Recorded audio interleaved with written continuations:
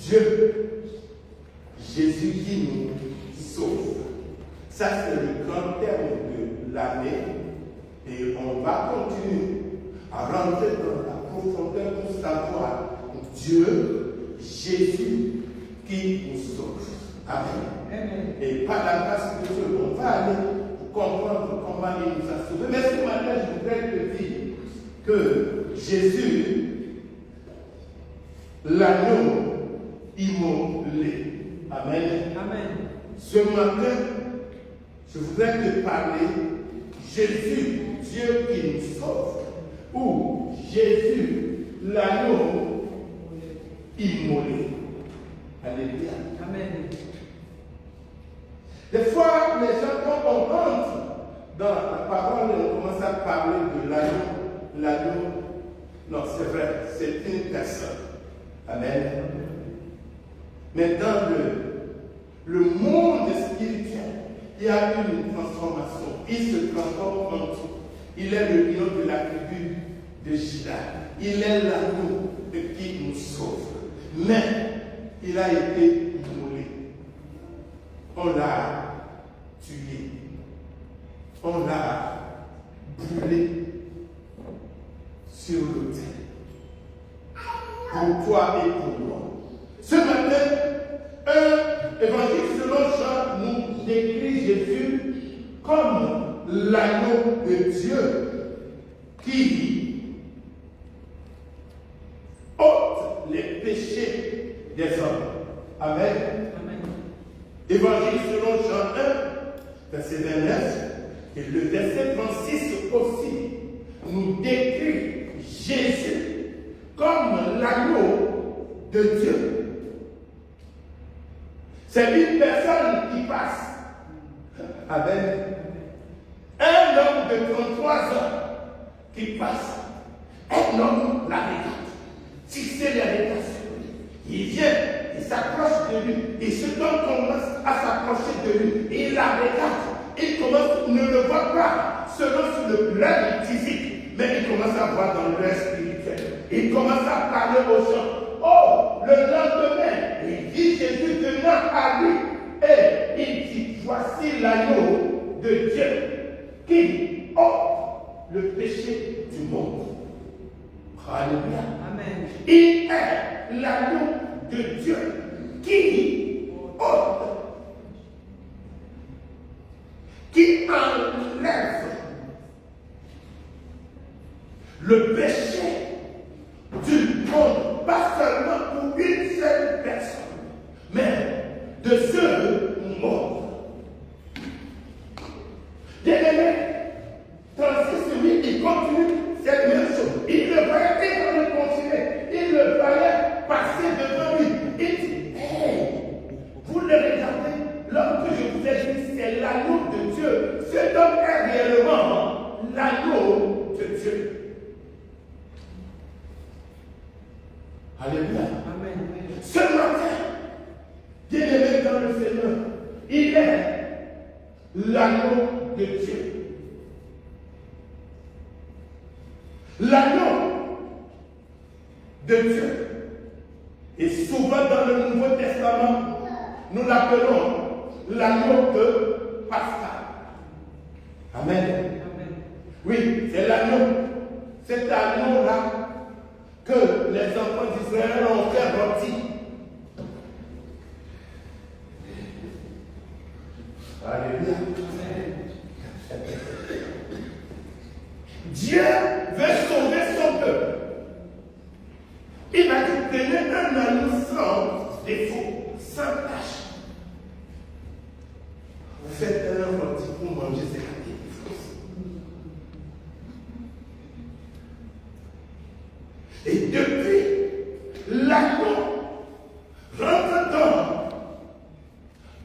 le chemin de la délivrance des hommes. Le sang qui coulait protège, sauve. L'agneau, là, chaque fois que les enfants d'Israël mangeaient l'agneau pascal, ils s'identifient dans le même corps, même chair de cet agneau-là, et qui les a sauvés, qui les a délivrés, que Dieu a versé pour les premiers-nés des enfants d'Israël en Égypte. C'est Jésus.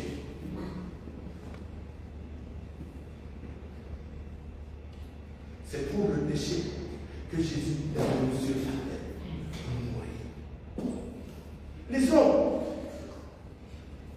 rapidement Exode 12 nous dit quoi?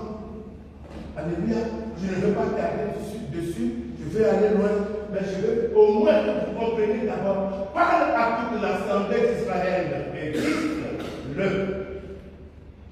10e jour de ce mois, on prendra un agneau pour chaque famille, un agneau pour chaque maison. Si la maison est trop peu nombreux pour un agneau, on le prendra avec son plus proche voisin, selon le nombre des personnes. Vous compterez pour cet agneau d'après ce que chacun peut manger. Ça sera un agneau sans défaut, mâle âgé d'1 an.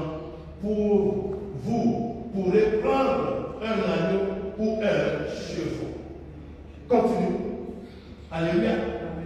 Vous le garderez jusqu'au 14e jour de ce mois, et toute l'assemblée d'Israël immolera entre les deux soirs.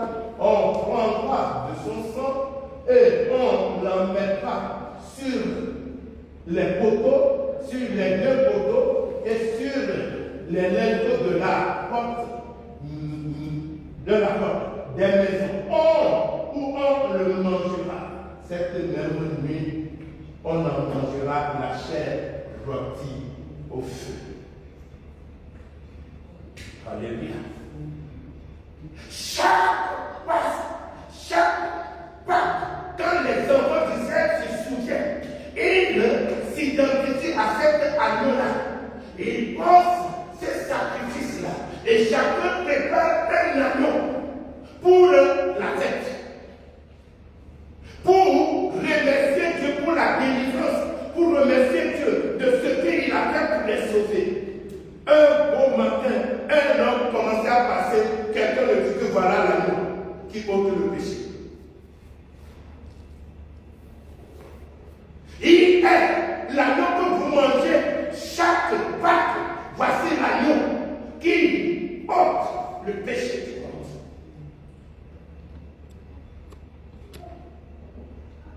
Est-ce que chaque fois, quand tu te souviens de Jésus, tu te t'identifies de son corps? Alléluia. Bien-aimé, il va mourir. C'est l'agneau immolé. C'est donc que Jean est en train de dire, va mourir. Comme les enfants d'Israël ont tué l'agneau, aussi vont le tuer. À cause de nous bien-aimés par le Seigneur. Et tu fais quoi? Alléluia. Mais, quand je reviens, quand on parle, d'autres l'appellent l'agneau de Dieu. Alléluia. Et l'agneau qui ôte le péché. Jésus, l'agneau de Dieu. Je m'étonne comment Esaïe l'a décrit. Alléluia. Esaïe dit quoi?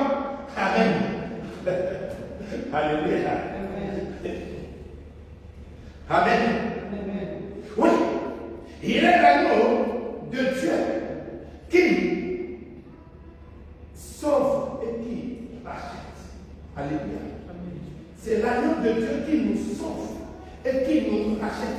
Cela, lui, il n'est pas comme l'agneau que vous mangez en Égypte. Il n'est pas l'agneau que vous tuez chaque Pâques pour la délivrance.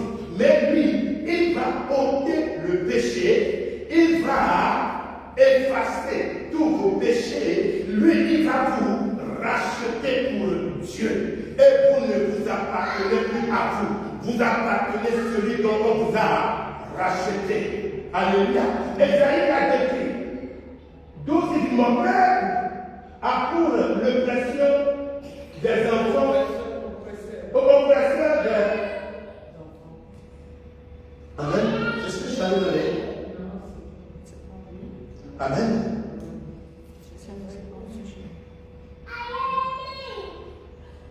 Oui. Augmente un peu. Monte.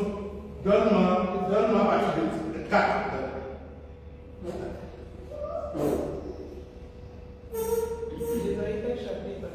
Oui.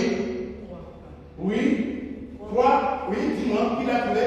Le Seigneur dit, je leur donnerai pour chef des petits garçons qui les dirigeront selon leurs caprices.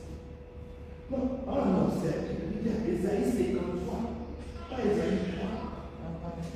Ah, c'est ça. C'est Esaïe 3 que j'ai vu. Ah, excusez-moi. C'est Esaïe 53, à partir de verset 3 à 12. Alléluia. Amen. Méprisez-les, abandonnez. Déjà, l'agneau de Dieu qui porte le péché. Esaïe est en train de le présenter avant son arrivée. Il dit, méprisez et abandonnez. Homme de douleur et habitué à la souffrance. Semblable à celui dont on détourne le visage. Nous l'avons dédaigné. Nous n'avons fait de lui aucun cas. Il est venu. C'est quelqu'un. Il dit à son père, Père, glorifie-moi de la gloire que j'avais auprès de toi. Avant que je vienne sur cette terre, que les gens ne me considèrent pas.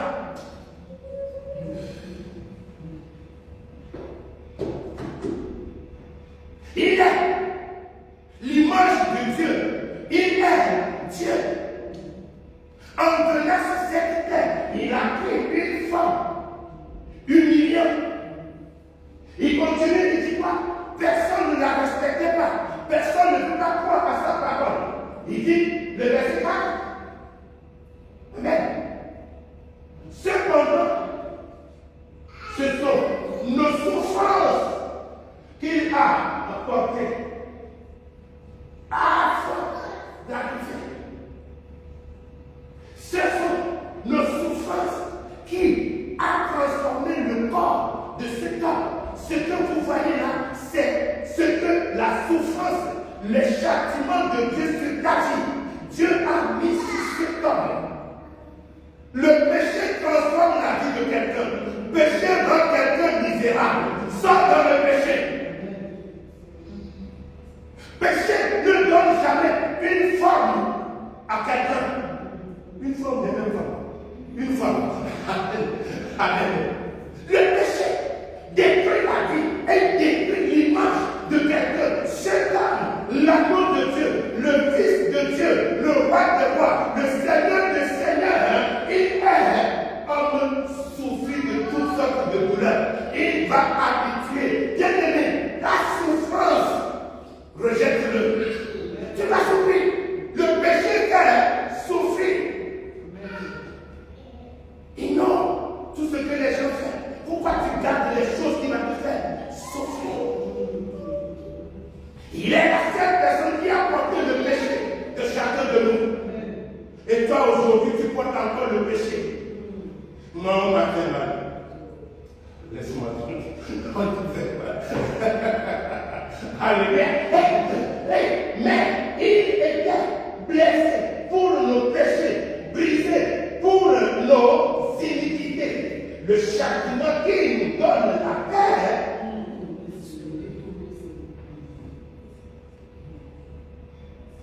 Tu as la paix.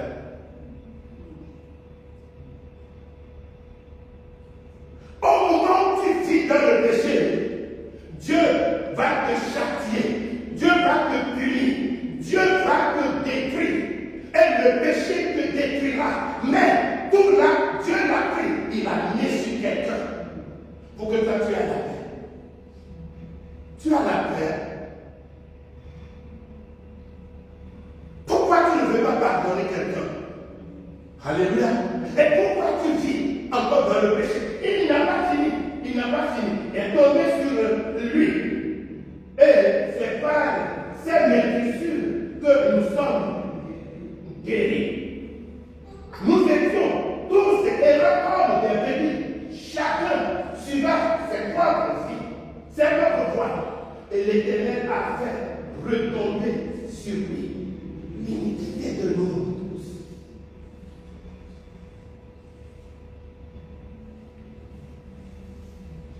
Regarde comment Esaïe l'a présenté.